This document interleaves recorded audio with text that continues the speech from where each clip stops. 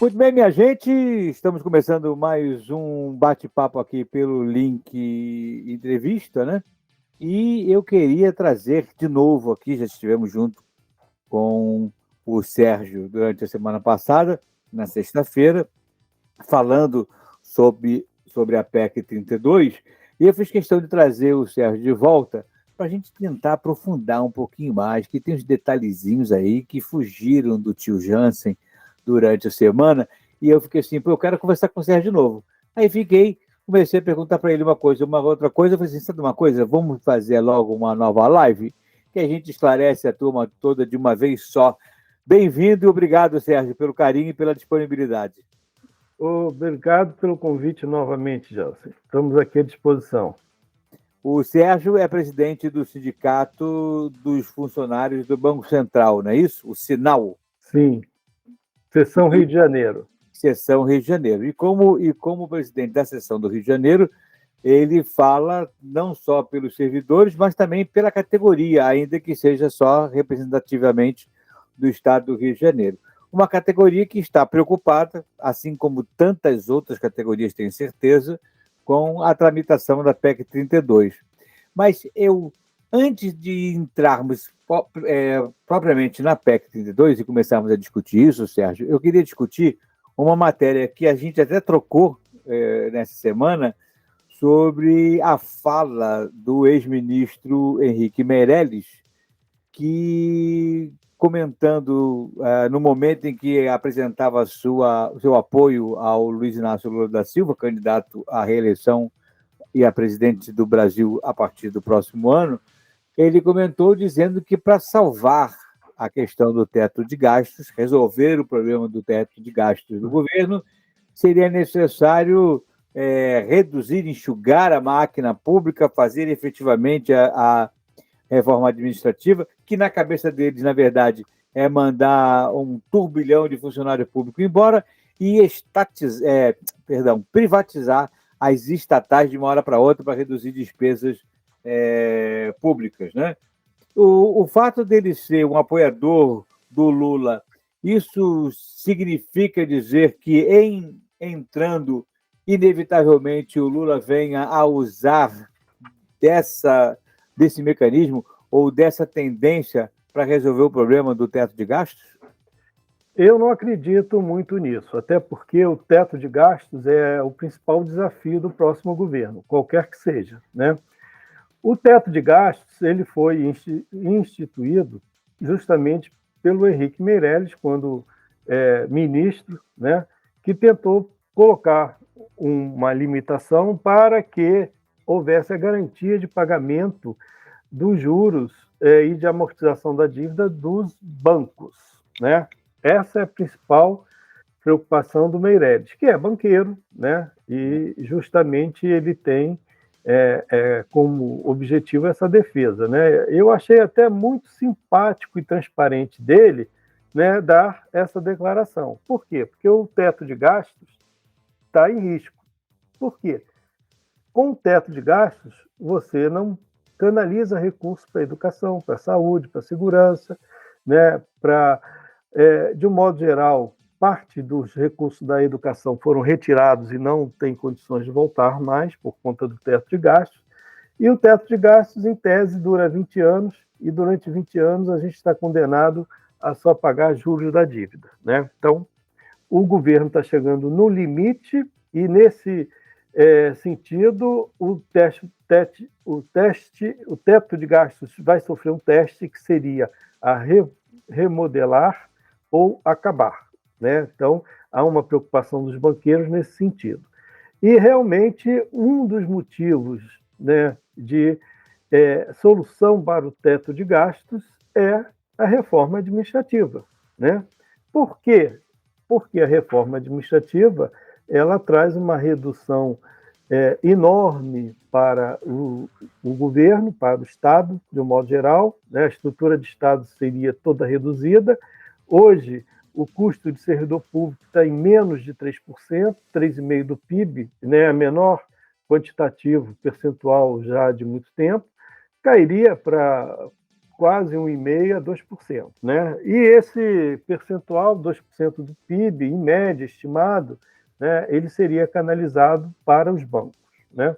Então, essa é a principal preocupação e o principal objetivo da colocação da PEC 32 no Congresso. Foi essa a principal motivação, com esse objetivo. Paulo Guedes também é banqueiro e tinha isso como solução. Né? Então, a gente viu que dentro da tramitação da PEC 32, né, todo mundo que é neoliberal, né, deveria apoiar, mas não foi assim. Por quê? Porque na comissão, na CCJ, Comissão de Justiça, houve um debate muito acirrado com relação a essa PEC 32, né? Foi aprovado com muita dificuldade, mas com muita discussão. Quando chegou na comissão mista, o que aconteceu foi que o governo teve que retirar pelo menos uns 8 titulares para botar substitutos, né, que eram os vaquinha de presépio dele, por conta da determinação de aprovação pelos banqueiros. Né? Então, se a indústria, se o agropecuário acha que ia tirar vantagem nisso, ele começou a abrir os olhos dizendo o seguinte: eu vou aprovar uma reforma administrativa que eu não vou levar vantagem, isso vai tudo para os banqueiros. E houve uma insurreição na comissão mista, né? Na comissão especial. E aí passou a ter a divisão e o problema. Né? E é justamente esse o ponto principal.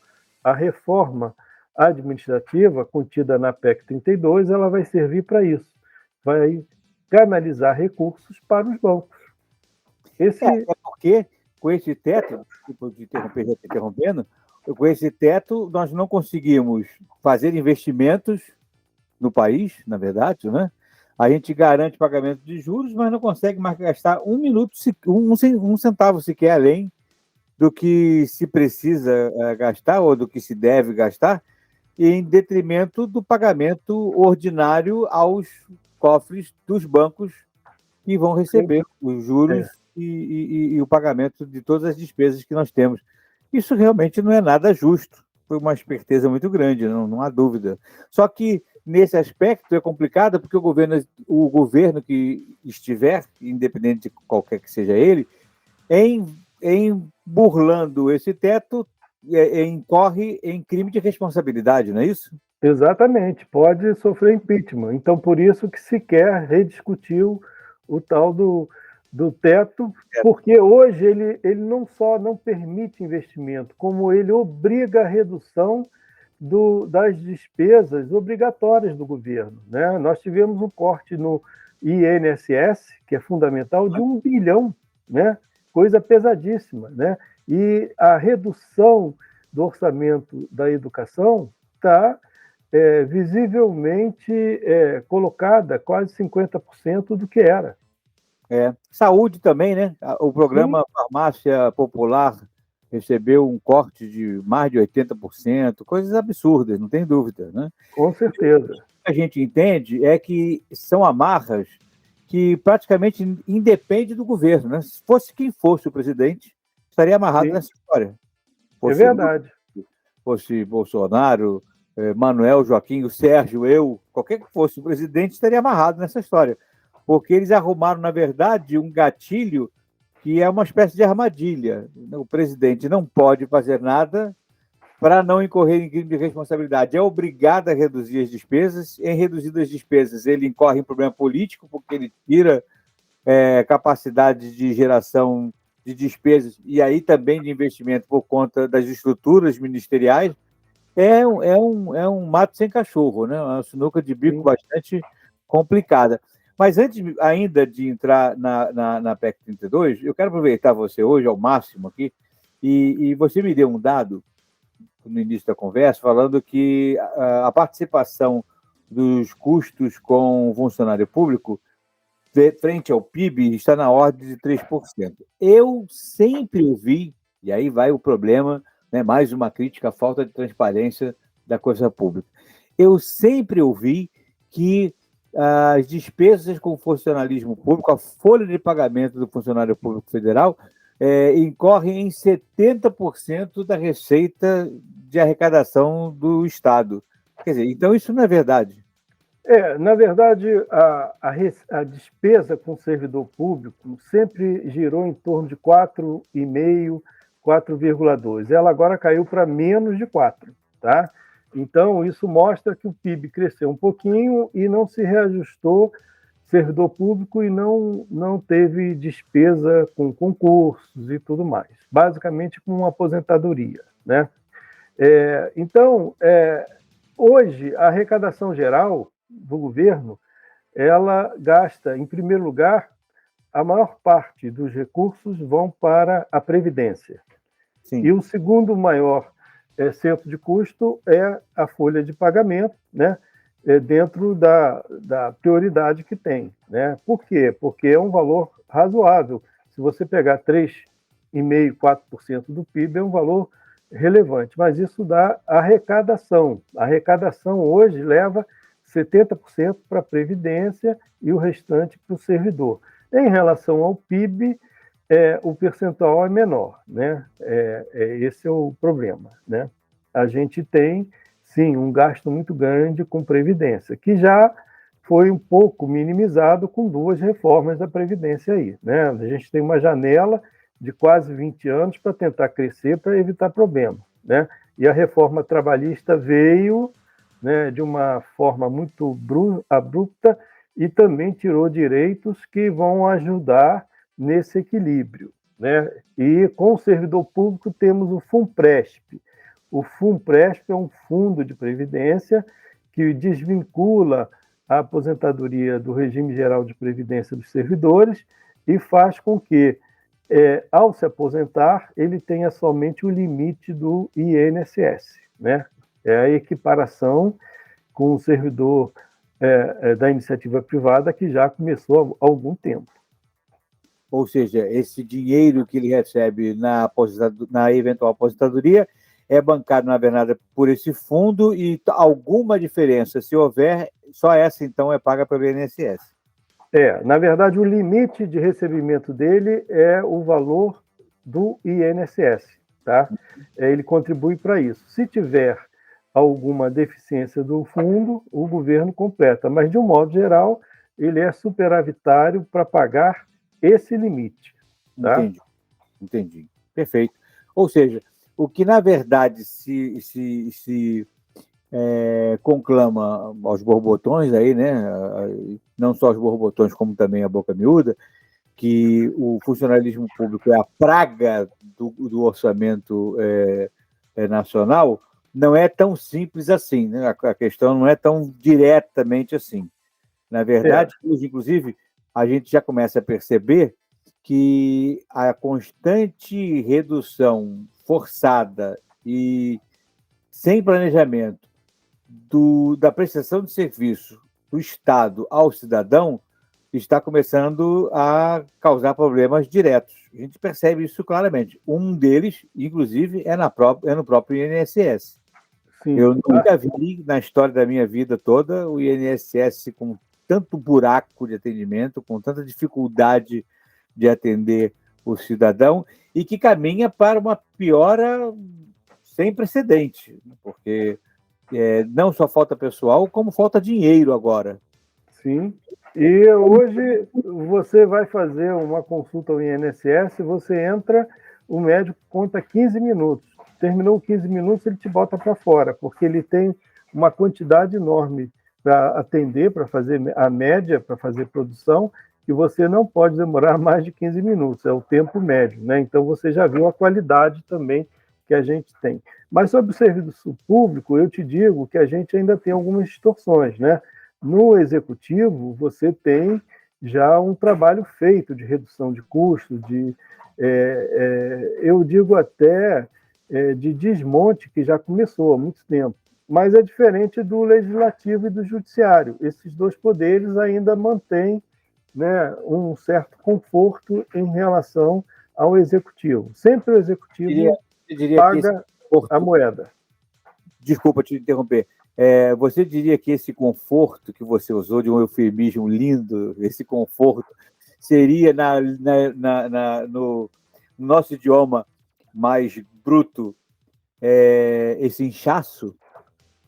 Existe um inchaço, existe também algumas benfeitorias, algumas benesses que estão sendo questionadas, né? Tanto no judiciário quanto no legislativo, é claro, é flagrante, né? E no legislativo, o problema todo é que um parlamentar, um deputado, né, federal, estadual, ele carrega, né, uma estrutura de despesa no seu gabinete que leva a um valor de mais de R$ 200 mil, né, para cada elemento. Então, isso pesa, né? As despesas de estrutura de servidores da Câmara dos Deputados, câmaras estaduais e do Senado, ela é muito pesada, né? E os salários são realmente melhores, né? Nós já tivemos aberrações aí de barbeiro, motorista do Congresso ganhando R$ 30, R$ 40 mil, né? Ascensorista? Então, Tem fora do padrão, né? Tem essas distorções ainda, né? Agora, bom, ou seja, vamos entrar agora mais detalhadamente na questão da PEC 32. Eu estive lendo, e você falou dessa comissão mista, eu percebi que a comissão mista realmente mexeu totalmente no texto original, né? Sim. E ainda fez um relatório dizendo que tem uma porção de buraco que ela, a comissão mista, sugere que seja devolvido na íntegra para ser repensado tudo de novo. Exato. Novos, ela disse isso, olha, é melhor assim, é melhor assado, isso aqui não está legal, isso aqui tá incompleto. Pedido dos ovos, eu acho isso, mas no final das contas eu prefiro que seja devolvido para a gente fazer tudo de novo. É verdade. Acabou sendo mais ou menos dessa ideia. Mas você não acredita, e como se resolveria isso, você não acredita que, em termos de apelo social, a PEC 32 tem muito mais gente, até por desconhecer o que ela efetivamente propõe e os desdobramentos que podem causar com ela. Você não acredita que, por citar que vai reduzir o volume de funcionário público no Brasil, ela tem um apelo muito mais positivo para a população do que negativo? Ou seja, os parlamentares que estiverem defendendo essa PEC vão ter um apoio popular que a defesa contra ela não terá? Existe sim, né, uma chamada, né, positiva para eles para votação, mas eles não conseguiram votar, né? O problema que houve na comissão foi uma briga de poder, né? E quem ganha mais, né? E é o que eu te falei, ficou a predominância, né, do ganho para o setor financeiro. O setor da indústria, de comércio, agropecuário, né, se rebelaram dizendo, poxa, você vai reduzir tudo e vai mandar tudo para os bancos? É isso que se quer? Né? Então, houve um questionamento mais ou menos dessa ordem. Foi silencioso, mas houve. Né? Quando se fala em reduzir o serviço público, né, e mexer no servidor, você está mexendo no atendimento ao público, né? Esse é um problema, e é isso que a gente defende. Nós não defendemos aqui benefícios para os servidores por defender. A gente quer a estabilidade do servidor, a garantia de que ele possa exercer o seu trabalho, né, a autonomia administrativa para ele trabalhar e uma estrutura boa. É isso que a gente quer. Né? É lógico que o apelo para aprovação da PEC, ele é muito grande no sentido de que vou reduzir esse grupo que não trabalha, né? Porque há uma imagem negativa do servidor público, né? Que a gente tem que discutir também, né? Aonde está, por quê, né? E se efetivamente isso é um problema, né? A gente tem alguns diagnósticos, né? Não é à toa que tem alguma má fama no serviço público que a gente já viu, né? Que a gente tem aí dados a Advocacia Geral da União, junto com a CGU, Controladoria Geral da União, já fizeram levantamentos. Né? A maior parte dos servidores que foram demitidos foram servidores de livre nomeação, não foram concursados, né? Quem teve envolvido em tramóia foi gente colocada por parlamentar, não foram aqueles que estiveram dentro da carreira do serviço público, né? Então, existe sim, existe alguns problemas, né? Existem outros problemas, como a falta de estrutura, como eu já falei, né, para que o servidor público tenha condições de trabalho, né? Hoje é tudo informatizado. Você bota um setor que não tenha informatização, não tem internet, como é que você quer que ele produza, né? E outras coisas que vêm afligindo muito o serviço público da área de saúde, que é equipamentos, né? Equipamentos modernos, a modernização dos hospitais, né? Por quê? Porque dentro dessa área que já foi terceirizada, há um desvio de recursos. As ONGs, as OS e os Diaba 4, elas contratam, você paga R$ 4.000 por um cargo, né?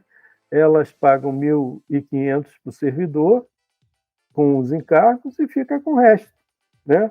Esse é um problema sério. A terceirização traz essa distorção que a gente precisa ver. Acaba tendo um subemprego, uma subqualificação, um serviço mal prestado e o enriquecimento de alguns que são os proprietários dessas empresas, né? Nós temos aí alguns senadores e alguns deputados que são tradicionais na área de terceirização. Então, isso é um problema.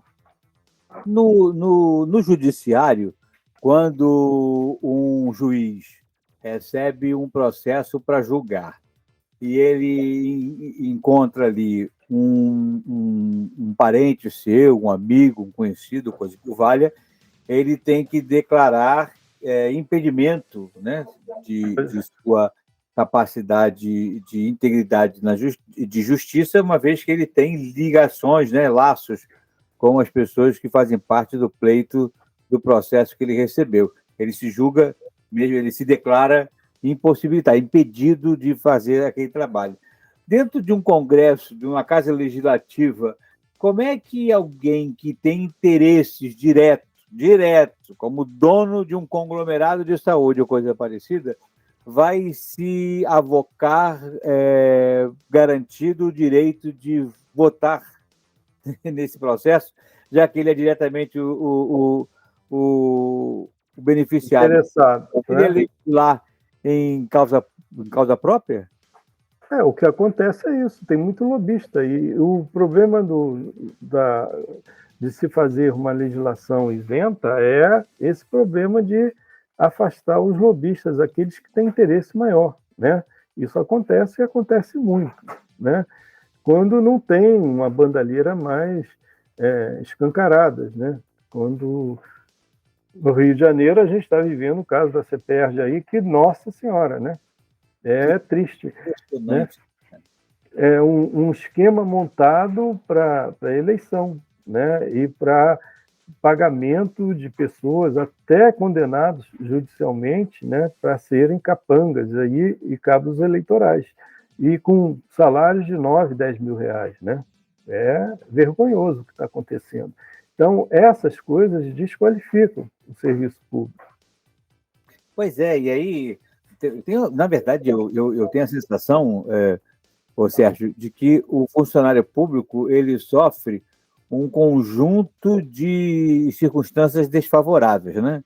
Primeiro, que o funcionário público, ao atender um cidadão, em grande parte dos casos, por desconhecimento de processo, de legislação e tudo mais, o servidor é obrigado a frustrar o cidadão, vamos chamar assim, né? O cidadão vai lá querendo um direito que não tem, vai lá querendo benefício a qual não pode acessar, e coisas que o valham. A maioria das vezes que o agente público aparece é num instante de frustração da intenção que o cidadão apresenta, porque ele vai, desconhecido o que é da legislação e das suas possibilidades, vai querendo coisas que não pode. Então, Aí, quando ele nega, o cara vai dizer assim, pô, também tinha que ser mesmo funcionário público, não sei o que e tal. O Estado não serve para nada. Aí começa aquela coisa toda. Além disso, acontece pontualmente os casos que você falou de corrupção, onde efetivamente, eu concordo plenamente com você, aqueles que não têm nada a perder é que se metem no processo de corrupção. Porque quem que recebe o seu saláriozinho do dia a dia, que tem a sua estabilidade e tem a vida mais ou menos organizada, flat, direitinho ali, ele não se mete em sujeira para não perder o que tem. Sim. Família, tem tudo. Nem a família deixa muito. Cuidado, não entra, não se mete. Há um peso, né, uma pressão que vem da própria família para ele não participar dessas coisas. Então, o funcionário público já tem essa má fama. Quem recebe os grandes salários normalmente também são os nomeados, não são necessariamente os concursados. É verdade. No que se refere a legislativo e judiciário, porque ali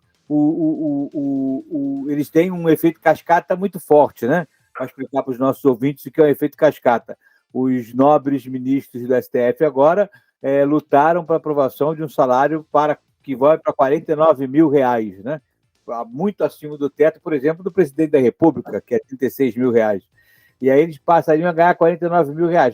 Ah, mas é 49 mil só para 11. Não. É efeito cascata.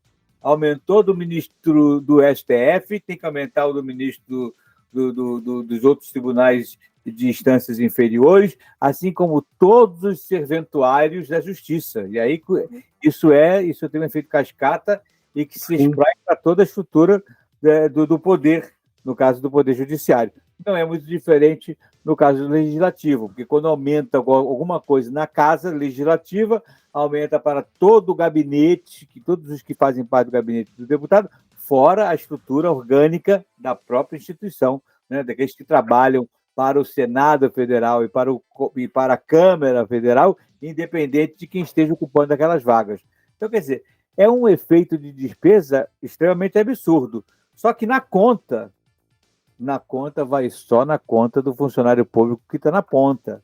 Exato. O agente do INSS, é o servidor do Banco Central, é o servidor das entidades públicas que atendem a ponta. É na conta deles que o negócio entra. Aí chega uma PEC dentro do Congresso Nacional, se dizendo vamos acabar com o funcionalismo público porque dentro do setor privado a coisa é mais profissional e funciona melhor e não é despesa do Estado, todo mundo vai levantar para bater palma, para aplaudir. Só que a gente tem que pensar, e por favor, se eu estiver errado, Sérgio, você me para e me corrige, por gentileza, porque o especialista aqui é você.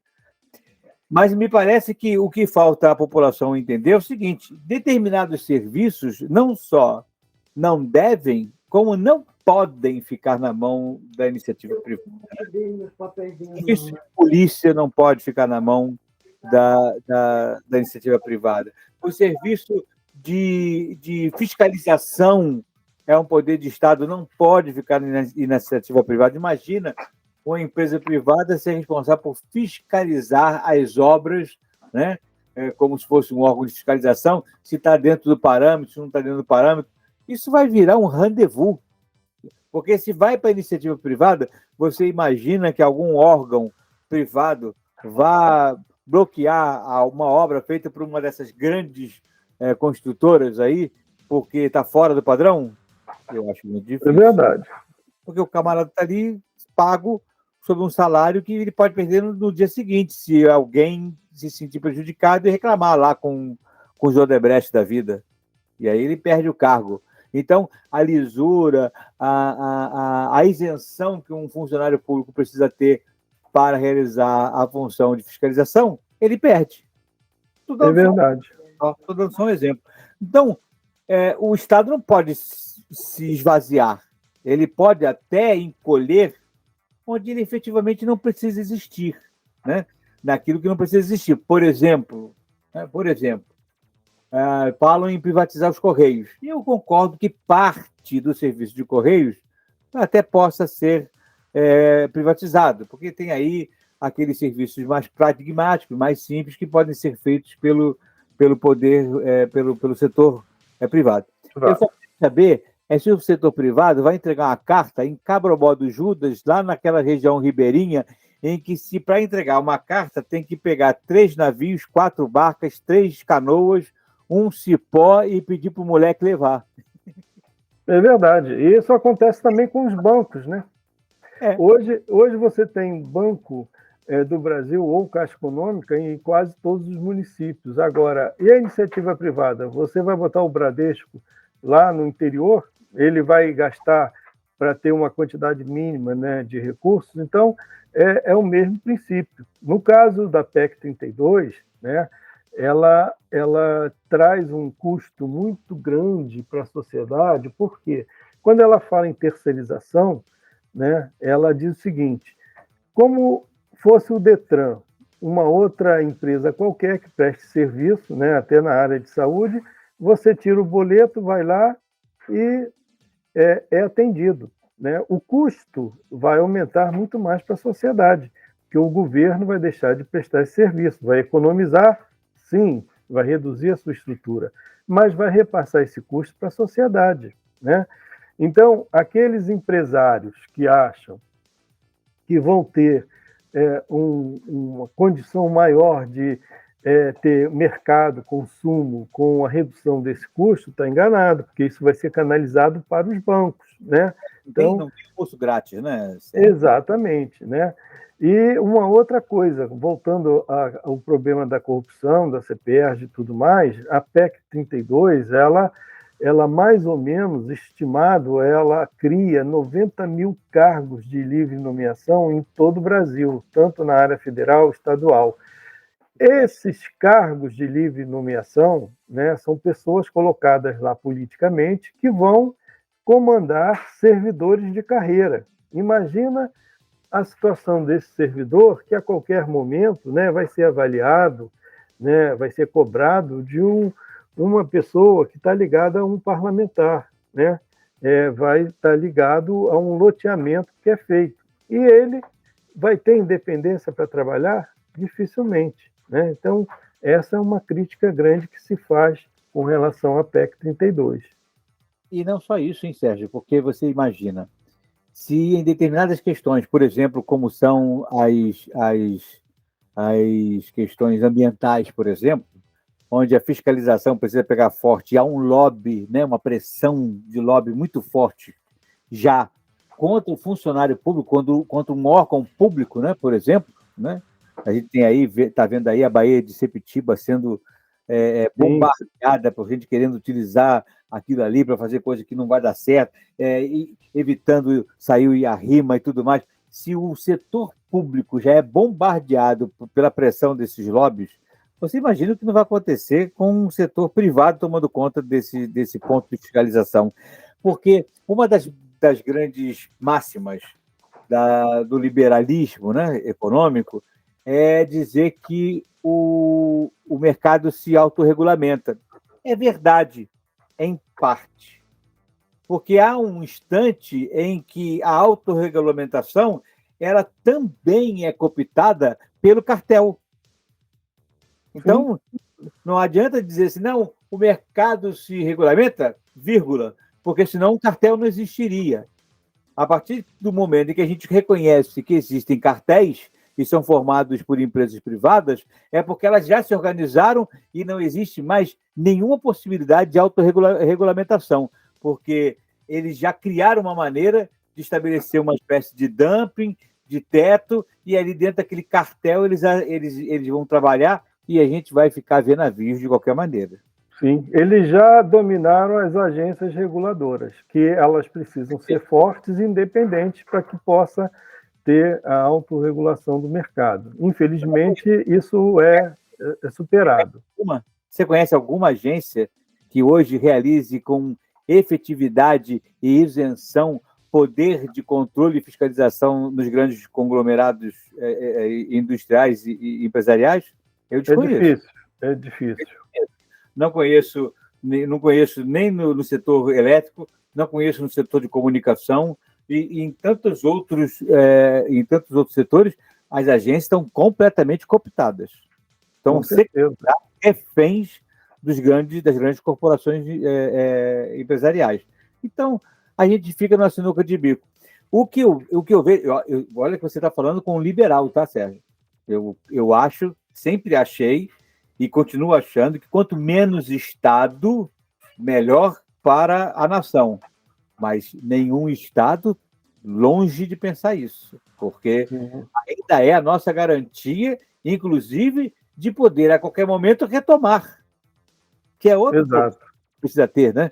A gente não pode estar descontinuado em tudo, que é o problema do sucateamento da saúde, por exemplo. E de certa forma, já acontece hoje, porque o lobby das empresas de saúde, dos operadores de saúde, fez com que houvesse um grande, né, e crescente sucateamento do setor de saúde, do setor público de saúde. Aí o setor público de saúde foi ficando tão ruim, tão ruim, tão ruim, que pessoas que mais ou menos podiam pagar por uma saúde privada saíram e foram comprar a sua saúde privada. Muito bem. Eles levaram a coisa a um patamar tão absurdo que agora está mais caro, né, atender a essa saúde privada do que o que era antes com pouca gente, porque a rentabilidade se perdeu. É verdade. Custoso atender, mesmo no setor privado, toda essa gente. Então agora estão tentando manter as pessoas de fora, tentando evitar que as pessoas entrem nos planos, e evitando o inchaço dos planos de saúde, porque, na verdade, comeram a carne e querem que o osso seja comido pelo setor público. Só que agora o setor público está descontinuado. É verdade. Agora, como é que você vai para o INSS? Né? Vai ficar 2 dias numa fila para ser atendido. Ou eles deram um tiro na cabeça. 2 anos para ter um benefício. Tem pessoas que estão 2 anos sem salário esperando o benefício do INSS. Né?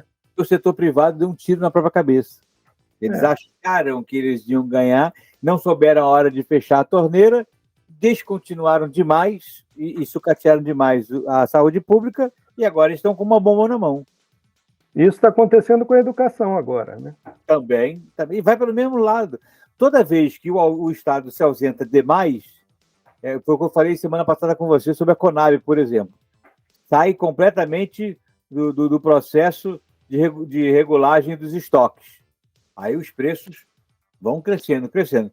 Opa, a inflação está muito alta, vamos segurar. Olha para dentro de casa, não tem uma batata para entrar no mercado. Não tem um óleo para jogar no mercado para diminuir a pressão dos preços. E aí, claro, 200% de aumento em 2 anos do preço do óleo. O leite, botões. Ontem eu vi no supermercado 1 quilo de queijo bola custar R$79. É mais caro que carne. É quase o dobro, de 1 a 100. Sim. Onde foi que nós vimos isso? Pessoas como eu e você, que temos um pouquinho mais de idade, estamos completamente com as nossas referências de preço perdidas, bagunçadas. Porque a gente jamais imaginou que um laticínio fosse custar mais caro que carne. Não é verdade? É verdade. Então, estamos aí numa situação muito complicada. Ou seja, para fechar a nossa história, a PEC 32, hoje, sendo aprovada, ela entrega, na verdade, o país à iniciativa privada que sabe Deus o que vai fazer com isso na mão. Exato. E acaba com o servidor público do regime jurídico e entrega a iniciativa da grande especulação para trabalhar sem garantias praticamente, né? Depois da reforma da trabalhista, a gente tem aí servidores com um nível de salário muito baixo, né? Sem qualquer garantia, sem nada. Sim. E aí começa a desandar tudo, né? Desanda tudo, porque aí o cara perde autonomia, perde isenção, ele se torna fácil de ser cooptado. É uma tragédia anunciada. E um problema que é criado. O Ciro tem colocado umas coisas que são muito interessantes, que as pessoas não ligam. Mas daqui a 40, 50 anos, nós vamos ter uma população que não vai ter previdência, não vai ter seguro, não vai ter salário e vão estar sendo suportados pelo Estado. É o custo das reformas que estão sendo colocadas, né? Se o Estado conseguir suportar. Sim. Se o Estado conseguir suportar. né? Ou mesmo tiver mecanismo para suportar. Porque até lá pode ser também que, a exemplo de uma PEC 32, alguma outra PEC da vida venha trazer uma limitação para o atendimento a essas pessoas que vão precisar do suporte do Estado, impedindo que o acesso seja universal. E aí a coisa vai ficar bem difícil, vai ficar bem complicada. Eu continuo achando, como tinha dito a você anteriormente, vou repetir agora, que a sensação que eu tenho é de que o Estado continua sendo o inimigo número 1 da população. Só que eu começo a perceber que esse Estado que eu conheço como inimigo, ele, na verdade, tem uma cara diferente da que eu tinha, do que eu imaginava. Esse Estado não é aqueles que legitimamente estão lá para serem Estados. Esse Estado que é inimigo nosso tem a cara dos que se aproveitam desse Estado para se locupletarem em conveniências particulares. O Estado está dominado por um grupo de interesses que não tem nenhuma sensibilidade com o cidadão. Verdade. E acho que desse jeito a gente inevitavelmente fica entregue à sorte, né? Talvez até à má sorte numa situação dessa. Olha, eu quero dizer para você o seguinte: eu, Jean Celeiros, comunicador aqui, radialista, apresentador do programa Link, sou um defensor de trabalhar contra a PEC 32, sou um fiel escudeiro de última hora, né, dessa luta, mas eu quero colocar os meus microfones aqui a serviço dessa luta, porque tem coisas que a gente não pode passar. Uma dessas é essa. Uma delas é essa. Eu agradeço. É muito importante ter um canal desse, né? E ter também a informação para a sociedade de que não se quer manter posições corporativas, e sim a defesa do Estado. Esse é uma preocupação nossa, né? Ter um Estado que funcione, um Estado que efetivamente sirva a essa população de 33 milhões de pessoas passando fome, né, 12 milhões de desempregados ou coisa semelhante, né, e tenha condições de ter uma estrutura, né, que possa garantir uma qualidade de vida melhor para a população. Esse é o objetivo. E um Estado menor não significa Estado nenhum. E lembrando sempre que qualquer Estado, qualquer tamanho de Estado, mesmo menor que seja, inevitavelmente no Brasil, um país de dimensões continentais, esse Estado sempre será grande, inevitavelmente sempre será grande, porque somos muitos os brasileiros em um território extremamente extenso. Então, sim, é inevitável. A gente compara com a Alemanha, né? O Banco Central do Brasil tem 3 mil funcionários, da Alemanha tem 12 mil servidores, 12 mil funcionários, e trabalha em todo o campo, todo o estado, né? Em toda a extensão territorial. É a mesma coisa com as outras áreas, né? A nossa quantidade de servidores públicos comparado a outros países mais desenvolvidos, né, é bem inferior. Porque nós sofremos aqui de um problema de concentração também, né? Concentração de recursos de gente, né, Sérgio? A gente tem funcionários, você falou, por exemplo, você é presidente do sindicato no setor Rio, né? Na regional Rio. Aí tem o das outras capitais e tal. Só que, por exemplo, quando você tem um cara que represente o sindicato na região do Pará, muito bem, tem em Belém, mas... E onde lá, não tem? Né? E lá no interior do estado? Como é que fica? É verdade. Né? Não são representados.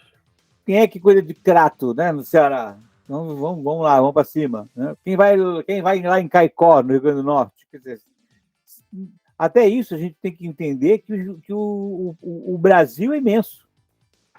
O Brasil é imenso, cheio de rincões, de lugares de difícil acesso, que precisam receber a atenção do Estado de qualquer maneira. Então, por menor que o Estado seja, ele sempre será grande. Precisa ser eficiente, não tem a menor dúvida. Isso é uma outra discussão. Isso é um trabalho que precisa ser feito, e eu sou extremamente defensor desse trabalho também.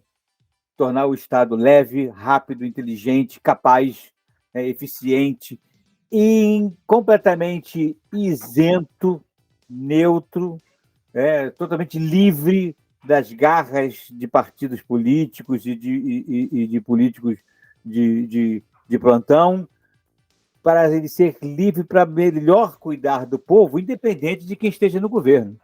É verdade. Esse é um problema muito que aparece muito aí nas estatísticas, né? E a gente fala pouco disso, viu, Sérgio? O que eu tenho, a intenção, ou melhor, a impressão que eu tenho, a sensação que eu tenho, é que a defesa que é justa, por exemplo, como essa, que é contra a PEC 32, ser contra a PEC 32 é justo, mas ela não é entendida pela sociedade como justa e necessária, porque toda vez que alguém fala sobre isso, sempre aparece em defesa alguém demonstrando muito corporativismo. São poucas as pessoas que eu vi, estando deste lado daí, capazes de dizer que o problema não é necessariamente a nossa categoria. A nossa categoria é bobagem, a nossa categoria é pequenininha perto do restante. Eu quero saber como é que vocês vão fazer quando tiver que ter alguém defendendo os interesses de quem compra o serviço de telecomunicações, por exemplo. Sim. De quem tiver uma pendenga contra um banco privado qualquer, quem é que vai te defender? Quem é que vai manter a estrutura ou as regras financeiras de um processo qualquer que seja? Sim, hoje o abuso da internet, quem é que está cuidando disso, dos crimes, né? Está todo mundo à mercê de tudo quanto é fraude, a gente não tem saída. Tem que rezar para não acontecer contigo. Pois é. E quem deveria lutar por isso é um Banco Central forte, né? Capaz de gerar regulamentação, ter fiscalização, um núcleo de inteligência que percebesse tendências de movimentações financeiras ou coisa parecida, que não tem. Hoje não tem. Não tem. Precisa ser fortalecido, com certeza. O enfraquecimento que recebeu. Pois é, exatamente isso que eu estou falando. Então, eu acho que se o discurso mudasse, e aí estou fazendo o empréstimo de uma ideia a você, que é um presidente sindical, o discurso precisa ser trocado. As pessoas precisam entender o papel do funcionário público. Precisam entender que ele tem quase que um sacerdócio. É aquele que vai lutar a seu favor ou pela justiça, do que é justo, independente de ser a seu favor ou não, mas lutar para que a lei seja aplicada efetivamente e que a coisa funcione dentro daquilo que é estabelecido como lei, orgânica, estruturada, com regulamentação e para benefício da população. Isso é muito, muito pouco dito, isso é muito pouco difundido, né? Só se difunde aí as regalias, no caso do funcionário público do executivo não existe, está mais para outros poderes, o executivo não tem grande vantagem, nem grande mordomia, e o discurso não sai dessa defesa de categoria. Acho que você está de parabéns pela maneira com que você trata a coisa, a forma inteligente com que você coloca, sem apelos ou paixões políticas flagrantes, isso dá a gente segurança e demonstra equidade na análise. Eu acho que você deveria ir mais para público para defender essa luta contra a PEC, porque essa é importante, mas tem que ter mais Sérgio nessa história. É verdade, a gente tem pouco espaço também. Acho que a mídia está contaminada pelo discurso neoliberal. A gente tem... Vamos adiante, né, filho? Exatamente, né? Mas a gente não cansa de colocar o exemplo da área de saúde com a pandemia, né? A gente fala em salário e tudo mais, mas a área de saúde deu um exemplo de dedicação, né? Apesar da falta de estrutura e tudo mais, apesar de todo o problema, eu vejo que o servidor público é um ser dedicado, é um ser que efetivamente gosta, né, do serviço que faz, ele precisa ser valorizado um pouco mais e destacado, ter condições de trabalho, né? É isso que precisa, nada mais do que isso. Verdade, muito bem. Sérgio, mais uma vez eu quero te agradecer empenhoradamente a sua dedicação, a sua generosidade de dividir comigo o seu conhecimento, o seu entendimento sobre essas pautas nacionais tão importantes, de dar tempo para a gente aqui, isso é de uma generosidade incrível. Agradece a sua esposa por ter me emprestado você durante esse tempo, seus netos também. Tá ok. Eu quero reiterar o que eu falei mais cedo. Os nossos microfones estão abertos e sempre que você achar necessário pontuar alguma coisa, lutar por alguma realidade e tentar traduzir melhor tudo que for feito, embaixo dos panos, inclusive, porque você consegue saber disso mais rápido que a gente aqui, use o microfone para denunciar, para reclamar, para gritar, alguém vai ter que te ouvir, tá bom? Eu agradeço. Obrigado a você. Eu tenho certeza que a gente vai ter quem lute por nós dentro do Congresso Nacional contra isso aí, lute por nós para que isso não passe. Tem alguns candidatos e candidatas também se interessando em lutar por isso, né? Nós temos aí o caso da Patrícia Cardoso, que está lutando em favor da negação, né? da paralisação do trâmite dessa PEC 32. Acho que a gente precisa de mais gente lutando a nosso favor. E se você me permitir, eu vou pegar esse vídeo e vou entregar para alguns candidatos que eu conheço que também precisam entrar nessa luta, se engajar nessa luta para defender não a categoria de funcionário público, mas defender a qualidade e a prestação de serviço público para o cidadão brasileiro nesse país tão grande e tão necessitado de atendimento e de cuidado do Estado para com seu cidadão. Tá com certeza. Eu acredito na renovação. A gente precisa renovar o Congresso, né? Precisa muito. Muito. Nós temos que tirar esse entulho que tem aí de pessoas que estão há 50 anos no Congresso, que mandam nos partidos, né? Agora mesmo tem os partidos e a religião se juntando, que é um perigo enorme. Então, eu acredito muito na renovação, acredito na cota das mulheres, eu acho que as mulheres têm muito bom senso, são muito mais sensíveis e sensatas, né? São menos corruptíveis, e eu acredito muito na bancada feminina crescendo para que tenha condições da gente melhorar a qualidade dessas assembleias e da Câmara de Deputados e tudo mais. Isso será um sonho, que por mim elas poderiam dominar o mundo. Fica mais fácil. É muito mais fácil, é muito melhor quando elas estão controlando. A gente tem como exemplo a própria casa da gente, né? Quando elas controlam, fica muito mais fácil. É verdade. Fica tudo muito melhor. Querido, um beijo grande para você, brigadíssimo mais uma vez, e até uma próxima oportunidade, se Deus quiser. Um abraço. Tchau. Ok, obrigado. Tchau.